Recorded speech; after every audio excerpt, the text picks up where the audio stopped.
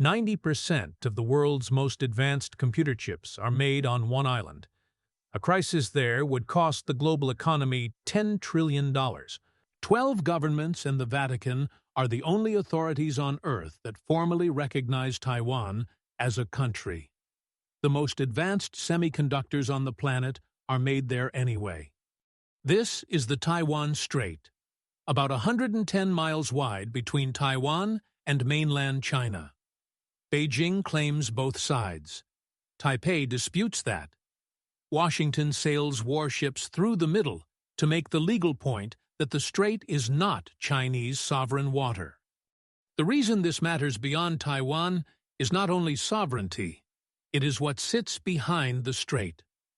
More than 90% of the world's leading-edge semiconductors are produced inside the corridor running from Hsinchu to Tainan on Taiwan's west coast. Bloomberg Economics estimates that a war or full Taiwan crisis would cost the global economy around $10 trillion, roughly 10% of global GDP.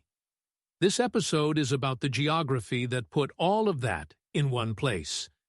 The Taiwan Strait is about 110 miles wide, where it separates Fujian province on the mainland from Taiwan's west coast. At its narrowest, it's closer to 78 miles.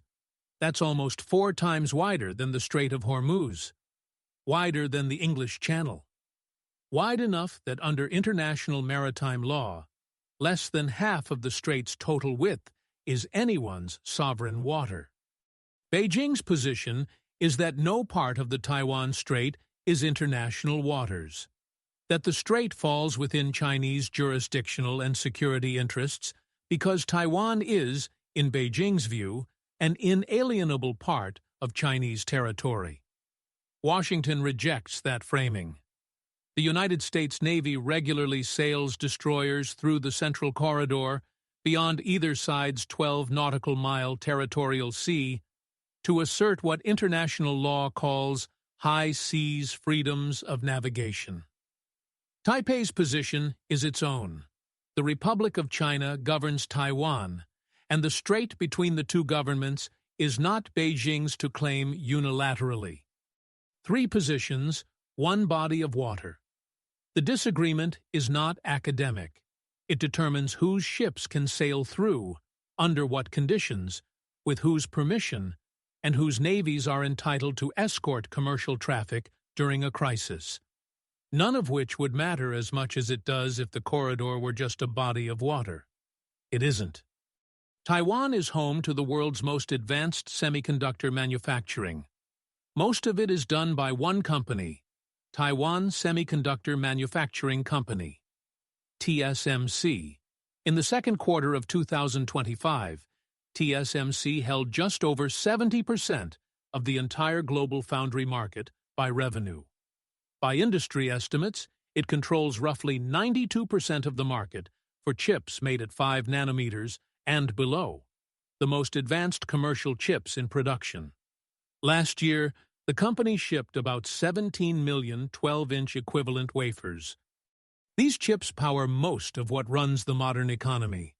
They are inside iPhones and Android handsets, inside the GPUs that train artificial intelligence models, inside the chips at the core of automotive, telecom, defense, and consumer electronics.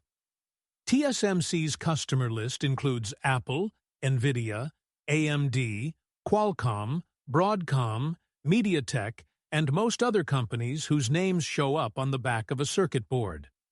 The concentration is not just commercial, it is geographic. Most of TSMC's leading-edge production is concentrated in a corridor on Taiwan's west coast, running from Hsinchu Science Park in the north, through Taichung in the middle, to Tainan in the south. According to industry analysts, Hsinchu Science Park alone accounts for roughly 60% of Taiwan's total semiconductor output value. The maximum distance between any 2 TSMC fabs in Taiwan is under 3 hours by car. The world's most consequential industrial cluster fits inside one island, on one coast, inside a footprint smaller than the New York metropolitan area. In response to the geographic concentration, TSMC has been opening fabs outside Taiwan. There's a fab now in Arizona, producing chips on advanced nodes for U.S. customers. A fab in Kumamoto, Japan, with a second phase planned. A new facility in Dresden, Germany, focused on automotive and industrial chips. Each of these projects represents tens of billions of dollars of investment. Each one is an attempt by host governments and by TSMC itself to reduce the risk that comes with having so much of the world's chip-making concentrated in one place. None of them solve the problem. The reason they don't solve it is that fab construction is the easy part. Building the clean room, installing the equipment, getting tools qualified, that takes 3 to 5 years and costs $10 to $20 billion per phase. The hard part is what's around the fab.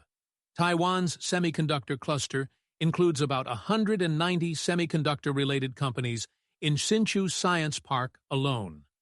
95 IC design firms, 17 foundries, 17 testing and packaging operations. Most of TSMC's Tier 1 suppliers have factories in Taiwan. Most of the deeply specialized talent, the chemists, the process engineers, the litho operators with 20 years of experience, lives there. Headquarters is there. R&D is there. The accumulated institutional memory of how to manufacture chips at 5 nanometers and below is there. The Arizona fab can produce chips. It cannot produce the ecosystem that produces the chips. When Apple manufactures iPhone processors in Arizona, the dies are still shipped back to Taiwan for advanced packaging, because the packaging operation is in Taiwan, because the packaging substrate suppliers are in Taiwan, because the engineers who designed the packaging process are in Taiwan.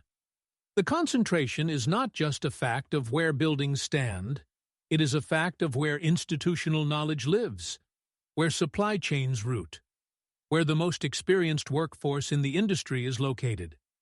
Moving the buildings does not move the cluster. That is why the geographic concentration is, in practice, a strategy, and why the silicon shield argument has so much force. The argument that comes out of this is called the silicon shield. Its logic runs in 3 steps. 1. Taiwan produces the world's most advanced chips. 2. Every major economy, including China's, depends on those chips. 3. Therefore, China will not invade Taiwan because invading destroys the supply that China itself depends on. The argument is intuitive. It is partially supported by evidence. It is also, on its own, not enough. The reason it's not enough is that the silicon shield logic depends on Beijing valuing continuity of supply more than it values reunification. There is no strong evidence that this trade-off is settled. Xi Jinping has explicitly framed reunification with Taiwan as the unfinished business of the Communist Party's national mission. U.S. defense officials, including the former Indo-Pacific commander, Admiral Philip Davidson, have publicly suggested that the People's Liberation Army may be capable of military operations against Taiwan by 2027. Whether that capability translates into intent is contested.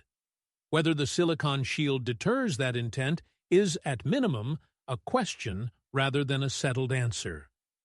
Bloomberg Economics has estimated that a war or full Taiwan crisis would cost the global economy around $10 trillion, roughly 10% of global GDP.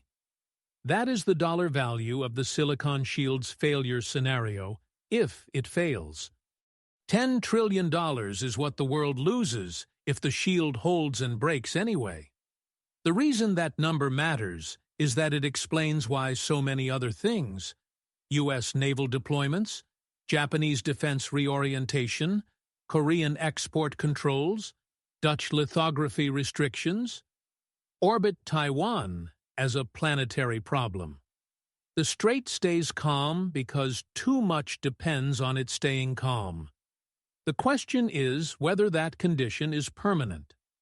What's holding the equilibrium right now is a stack of forces, none of which on its own would be sufficient. The first is the U.S. 7th Fleet, forward-deployed naval power in the Western Pacific, with explicit commitments to Taiwan's defense under the Taiwan Relations Act. The second is China's own economic dependency.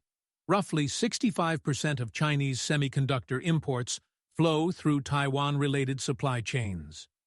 The third is Taiwan's own defense posture. Asymmetrical defense doctrine, civilian preparedness, an annual defense budget that has grown substantially since 2022, and a chip industry whose continued operation depends on the island remaining outside Beijing's direct control. The fourth is the diplomatic and economic cost of action. Any military move against Taiwan would trigger a Western response that would, at minimum, sever China from the global semiconductor supply chain itself. Each of these by itself is a constraint. Together, they are an equilibrium. The equilibrium is not eternal. It depends on each of these four pillars holding. If Taiwan moves significantly toward formal independence, the Chinese cost-benefit calculation changes. If China's leadership decides that reunification is worth the supply chain consequences, the deterrence equation changes. If the United States' commitment to Taiwan weakens through political shift, fiscal pressure, or strategic recalibration, the deterrence equation changes again. If the semiconductor supply chain becomes meaningfully less dependent on Taiwan over the next decade, through Arizona, Kumamoto, Dresden, and other geographic diversification efforts, the silicon shield logic itself weakens. Each of these is a moving variable. The question is, which combination of moves breaks the equilibrium first? Geography put the chips in one place. Industrial policy kept them there. Strategic ambiguity, naval power, and economic dependency hold the equilibrium that prevents that geography from becoming a catastrophic global vulnerability. Three governments have a say in the corridor. None of them is operating from a position where the other's choices are predictable. The geography didn't put advanced semiconductors on Taiwan by accident. It put a port-rich, deep-water, well-positioned island close to one of the world's largest economies, with a literate workforce, an educated diaspora, and a security relationship with the United States that allowed a 30-year industrial policy to compound. Taiwan didn't become the semiconductor capital of the world despite the Strait. It became the semiconductor capital because of where it sits and what it engineered to sit there. Geography frames the crisis. It does not decide it. Taiwan, China, and the United States all make choices inside the corridor. The choices are being made now. The corridor is wider than Hormuz, narrower than the Pacific, and currently the most consequential body of water in the world. This is the Hinterland.